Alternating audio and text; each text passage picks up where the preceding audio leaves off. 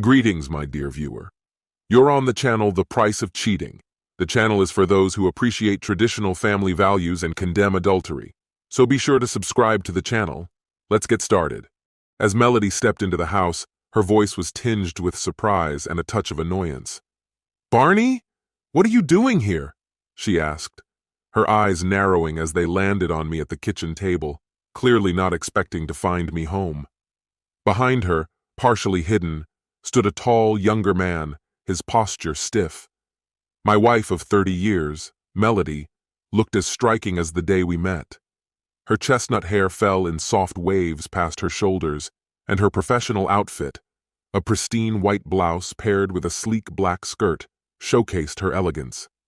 The blouse, unbuttoned at the top, revealed a hint of cleavage, a subtle nod to her enduring confidence and allure.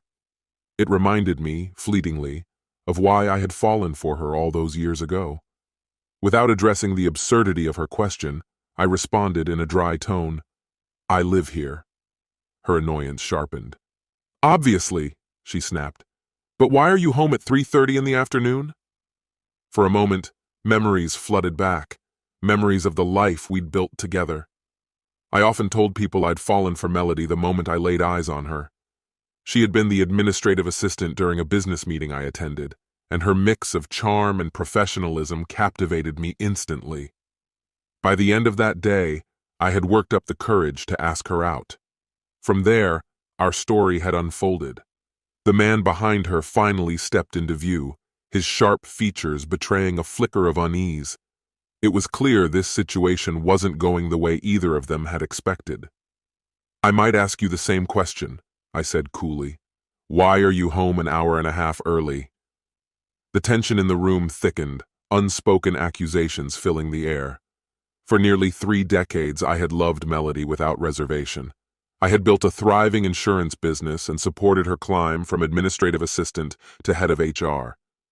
But in recent weeks, everything had changed. Her betrayal had been like a wrecking ball, shattering my trust in her. Still, I was determined to confront her with composure. The young man, sensing the growing hostility, stepped forward and extended his hand.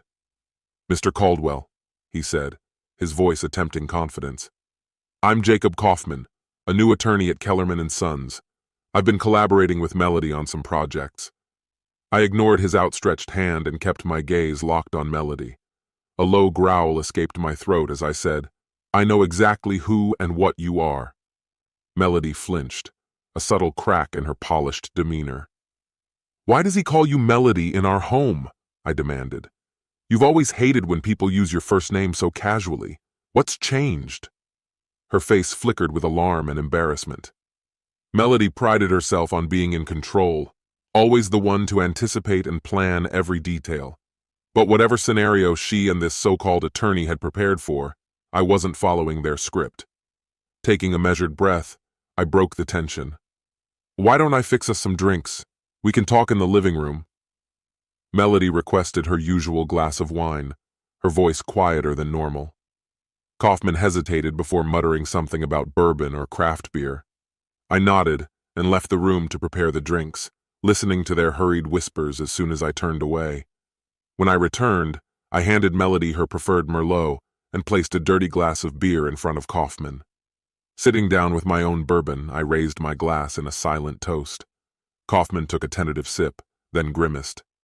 "This beer tastes strange," he remarked hesitantly. "It's Pabst Blue Ribbon," I said, amusement coloring my tone. His expression darkened, and Melody, noticing my smirk, snapped, "Isn't that the beer you always say is the worst thing you've ever tasted?" I chuckled, which only fueled her irritation. "You're such a jerk, Barney," she spat. "We came here to have a calm discussion, and all you've done is mock us." I met her gaze calmly. "You're right. Let's talk. I'm sure I'll learn some valuable lessons about being a loving, respectful husband." My sarcasm cut deep, and Melody seemed to shrink under its weight. Kaufman, emboldened by her silence, tried to interject. "Barney, it's Mr. Caldwell to you," I interrupted coldly. "Or perhaps Honorable Sir. Take your pick." His face flushed as I turned back to Melody. "So what is it you wanted to say?" Her frustration boiled over. Your behavior is disgusting. Stop this right now. Feigning contemplation, I replied, Do you really think my behavior is worse than yours has been these past 6 weeks? The color drained from her face, and Kaufman looked like he had forgotten how to breathe. Their plan was unraveling before them. Locking eyes with her, I delivered the final blow. What disgusts me more? The fact that you've let this man touch you, or the way you've treated me like a fool? A heavy silence fell over the room.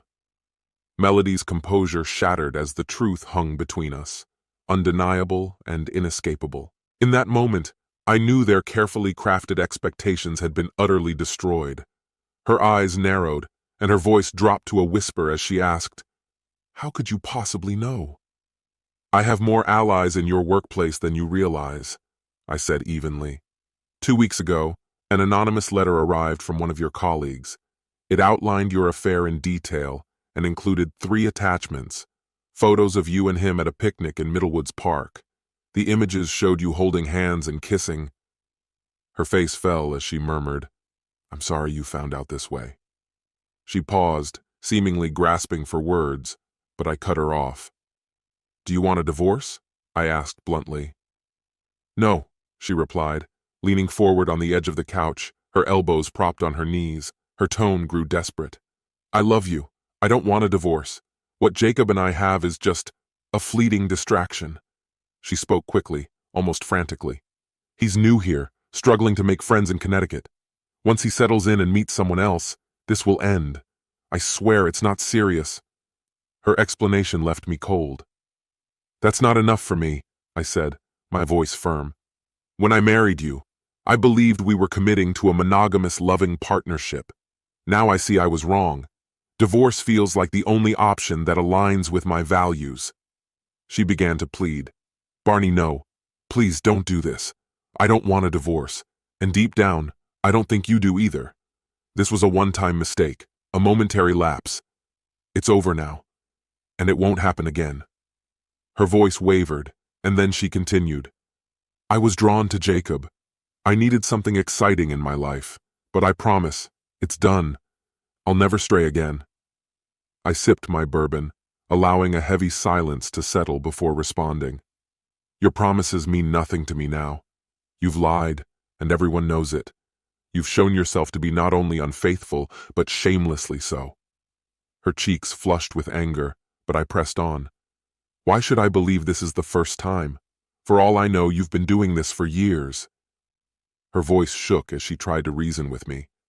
Barney, think about what we've built together. Kelly is married now. We're at a point where we can finally slow down and enjoy retirement. This thing with Jacob, it's nothing. It'll be forgotten soon enough. I rose from my seat and headed to the study, leaving my glass behind. When I returned, I found the two of them huddled on the couch, whispering as if conspiring. Jacob looked up hesitantly and asked, May I say something? Go ahead, I replied, my tone dripping with disdain. He took a deep breath before starting. Melody is right. This is nothing more than a brief affair. I deeply regret involving a married woman, and it's not something I've ever done before. But we connected. She's an extraordinary person. He added, I understand why you're considering divorce, but think about it carefully. You've spent decades together. Is it really worth ending everything over this? Jacob then pivoted, his tone turning calculating. Melody also mentioned the prenuptial agreement her father made you sign. She was worried it could strip her of assets in a divorce, but as a lawyer I can assure you that a document like that, after nearly 30 years, won't hold up in court. Laws change, and language becomes outdated. Any competent attorney could render it useless. I couldn't help but laugh bitterly at his audacity. Turning to Melody, I asked, Why would you trust legal advice from a corporate lawyer who barely scraped through one of the worst law schools in the country? Jacob began to protest. How do you... But I cut him off. One of my guiding principles is to always know my enemy. I shifted my gaze back to Melody. What's your plan now? I asked icily. She hesitated before speaking. Jacob and I are going to spend the weekend together. I'll stay at his apartment tonight, and tomorrow we'll go to New York. I'll be back by Sunday evening. Her boldness was staggering. The weight of her betrayal hit me like a blow. So, not only have you shared your body with him, but now you're sharing our New York tradition? Those weekends were sacred, filled with concerts, Broadway shows, and memories we built together. You've destroyed all of it. She tried to respond, but her words didn't reach me. My mind was screaming for closure, an end to this torment. Turning to Jacob, I asked coldly, "Does your wife mind that you're sleeping with mine?" "Barney, stop," Melody interjected. "Jacob is a widower. His wife died of cancer years ago." Even Jacob flinched at her words, guilt etched across his face. I smirked. "Unlike you," I said to her. Then, turning to him, I asked, "Is that true? Are you a widower?" Jacob hesitated before stammering, "Yes." I pulled out a folder from my bag and began reading aloud. Dr. Cynthia Kaufman, emergency surgeon at St. John's Ascension Hospital, Detroit. Husband, Jacob. Daughters, Katie, 11, and Lacey, 9. She'll be relocating to Hartford soon to join her husband after their school year ends. Melody's face turned pale. "You lied to me," she whispered. I couldn't contain my laughter. A liar deceived by another liar. What poetic justice! Jacob reached for Melody's hand, but I no longer cared. "Melody, I'm sorry," Jacob said, rising to his feet. "Let's go to my place and talk this through. We'll spend the weekend in New York and figure out what's next. Afterward, you can go back to being a wife, and I'll prepare for my family to join me." Melody hesitated before standing and taking his hand. She looked at me one last time. "After this weekend, I swear it'll be over." I planned to return home on Sunday, prepared to resume the role of the devoted wife I had always been. When I looked into Melody's eyes, it felt like an eternity passed. Her gaze held steady, searching, as if trying to uncover truths I wasn't ready to voice. I wondered if she could sense how the cracks in my heart were splintering further, threatening to break me completely. For a while I stayed silent, letting them indulge in their fantasy, weaving a narrative where their relationship wouldn't unravel my life. But the time for silence had passed. Now it was my turn. "Please sit down," I said, my tone measured but firm. "I need about 30 minutes to explain the changes ahead." They hesitated, exchanging uncertain glances before turning back to me. Reading their reluctance, I added sharply, "It's the least you can do." Reluctantly, they obeyed. I reached for the TV remote, pressing a few buttons. "I've set up a couple of Zoom calls," I said, my voice calm as the screen flickered to life. Months of pandemic-era virtual meetings had made me an expert at this. When the video connected, I addressed the individuals on the call. "Peter, Lou, can you hear me?" Peter responded quickly. "We're here, Barney." Turning to Melody, I continued. "You already know Peter, our family attorney. Allow me to introduce his colleague, Lou Baird, who is now handling my divorce." Her face froze in shock, the weight of my words sinking in. I gestured toward the screen. "Gentlemen, the floor is yours." Lou's voice rang out with precision. "Mrs. Caldwell, I am representing your husband in these proceedings. Divorce papers were officially filed this morning. I strongly recommend you consult an attorney to review them. You have until Monday to respond. Should we not hear from your legal counsel, the papers will be served directly." He didn't falter as he continued. "The filing cites infidelity as the grounds for divorce, supported by a private investigator's findings. The report contains comprehensive evidence, audio recordings, video surveillance, and telecommunications, documenting your affair with Mr. Kaufman." I placed a thick folder on the coffee table, the sound punctuating Lou's words and making both Melody and her lover flinch. "Here is a copy of the divorce filing and the investigator's report," I said, my tone unyielding.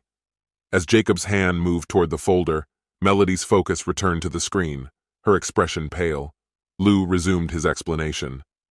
"Per the terms of the prenuptial agreement, which has been updated and signed multiple times over the past 30 years, all stipulations will be strictly enforced. Its validity is unquestionable. Additionally, the Caldwell Brokerage Board has unanimously decided to relieve you of all corporate responsibilities. You are required to return any company property, including the car, within 1 week. Corporate credit cards are already deactivated, and your phone service will end in 7 days." Melody's expression shifted from pale to ashen as Lou detailed more changes. Your joint credit cards and club memberships have been canceled. Joint accounts have been frozen. Under the terms of the prenup, Mr. Caldwell retains the house and 80% of all shared assets. Expedited eviction will be requested, and we will argue that your co-owned property with Mr. Kaufman is suitable for relocation. No spousal or child support will be provided. Lou paused. Anything you'd like to add, Barney? That covers everything, I replied, leaning back. The screen went dark, leaving the room heavy with tension. Melody shot to her feet, panic and fury bubbling over. Wait! I need them back! I have questions! I couldn't suppress a bitter laugh. You'll need your own lawyer for that, Melody. Her rage boiled over. You're a bastard, she spat, trembling with fury. I'll ruin you. I turned to Jacob, smirking. Care to explain how she plans to do that, counselor? His silence spoke volumes. Melody collapsed onto the couch, a mix of anger and despair consuming her. Calmly, I picked up the remote again and initiated another call. Jake, can you hear me? The screen flickered to life. Loud and clear, Barney, came the response. But I'm in between calls, so make it quick. Jacob Kaufman, I said, my voice razor sharp. You're fired. Your personal belongings will be boxed and left in the lobby. If they aren't claimed within 24 hours, they'll be disposed of. No recommendation letters will be issued. I shifted my focus back to Melody. Your position at Hartford is terminated. However, we are offering a transfer to Albany. Should you decline, your employment will end entirely. You have 1 week to decide. The call ended, leaving Melody visibly shattered, her tears flowing freely. Jacob, seething with anger, stayed silent. Once more, I lifted the remote, initiating a third call. Dr. Kaufman, are you there? I asked as the screen connected. Both Melody and Jacob stiffened as a striking blonde appeared on the screen. Her expression was cold and unyielding. Jacob, she said icily. It's Cynthia. I've filed for divorce. Expect the papers soon. The children and I will be staying in Michigan. Jacob started to plead, but she cut him off. This is the third time your recklessness has cost you everything. After seeing the investigator's report, I dug deeper. Mrs. Caldwell, are you familiar with someone named Alice Packer? The screen froze on Cynthia's unwavering glare, the room descending into stunned silence. How about Tori Jones or Candy Phillips? Cynthia taunted, her voice laced with exaggerated mockery. Melody remained silent, her face a mask of restraint, which only made Cynthia laugh louder. Oh, don't bother answering, that was rhetorical. I already know they're your colleagues. Did you catch wind of Jacob's little escapades with both of them? Shocking, right? But then again, it shouldn't be. You were just another notch on his belt. So now tell me where to send your things, Jacob. You're officially out of this house. As the screen faded to black, Jacob erupted in fury. I swear I'll kill you, you miserable bastard, he roared, staggering to his feet. Remaining calm, I reached beneath the armchair cushion and retrieved my .45 Colt, aiming it directly at him. He froze mid-step, his face blanching as though he might pass out. His reaction was everything I'd hoped for. The irony wasn't lost on me. He lies, cheats, and yet somehow I'm the one who needs therapy? Smirking, I continued. Funny thing, after sharing our story with Dr. Waters, she asked me something that stuck. Have you ever heard the saying, love is blind? That hit me like a freight train. I realized I'd loved you so blindly that without that anonymous letter, I'd never have seen your betrayal. My love was so all-encompassing that you appeared flawless to me, perfect. But now, I hope you understand this. No one will ever love you as completely as I did. Melody sat on the couch, her arms wrapped around her knees, sobbing uncontrollably. I added, Dr. Waters thinks I should keep seeing her. Talking to someone you trust can be life-saving after a betrayal like this. I never thought someone I cherish so deeply could humiliate me like this. But here's the thing. I'll endure the shame, the heartache, and I'll survive you. Dr. Waters wasn't thrilled about my plans for today, though. She's not a fan of revenge, but she admitted the first 3 Zoom calls were justified. You earned those. She did try to stop me from going through with this 4th call, though. Said it might set me back in my progress. Maybe she's right. It'll probably hurt me more than it helps, but honestly, I don't care, because while this might sting for me, It's going to devastate you. Melody's body stiffened as I reached for the remote again, her expression clouded with dread. I aimed it at the television and pressed play. All eyes turned to the screen, and the moment a familiar face appeared, Melody let out a strangled groan. "No, please, no," she whimpered. "I love you, Dad." Kelly's voice rang out. "I love you too, sweetheart," I replied, not looking away from Melody. "Why?" Melody screamed, her voice cracking with anguish. "Why would you do this to me?" Kelly's tone hardened. "Mom, I heard everything. I heard what you and your idiotic boyfriend discussed over the past hour. I know exactly what you've done, and what you're planning." "You make me sick, Mom," Kelly continued. "Sweetheart, please," Melody pleaded, her voice trembling. "You don't understand. It's not that simple." "Not that simple," Kelly shot back. "I'm 26, married, and living a stable, happy life. This isn't complicated. It's disgusting, selfish, a complete disgrace." Melody's breathing grew uneven. "Kelly, please listen. I've been so lonely since you left. I've missed you so much. It's like I've been wandering in a fog." "So now it's my fault?" Kelly's voice dripped with disbelief. "You're really blaming me for your lies, your betrayal, for the pain you caused Dad. You're unbelievable." Melody dissolved into louder sobs. "Kelly, please don't shut me out like this. I'll come to Boston this weekend and we can talk. I need to see you." "That's not happening," Kelly said firmly. "First, because you'll be in New York with your broke, jobless, recently divorced boyfriend. Don't bother denying it. Second, Scott and I are hosting a gathering with family and close friends. A space where you don't belong." "What gathering?" Melody stammered, her voice cracking. "Kelly, please tell me. I'm your mother." "That's none of your business," Kelly snapped. "But since you're so desperate to know, I'll tell you. I'm 3 months pregnant. We're expecting a baby girl in February. And you're not invited." Melody's cries grew frantic. "Kelly Ann, you can't do this. I'm your mother. I demand to be part of this." "Not a chance," Kelly replied icily. "I want my celebration filled with love and joy, not your lies and deceit. Goodbye, Mom." The screen flickered off for the final time.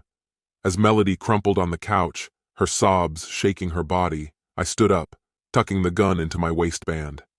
"I'm heading out for dinner. Be gone by the time I get back." Turning to Melody, I added, "Take your clothes and anything essential. You're not stepping foot in this house again until the divorce is finalized.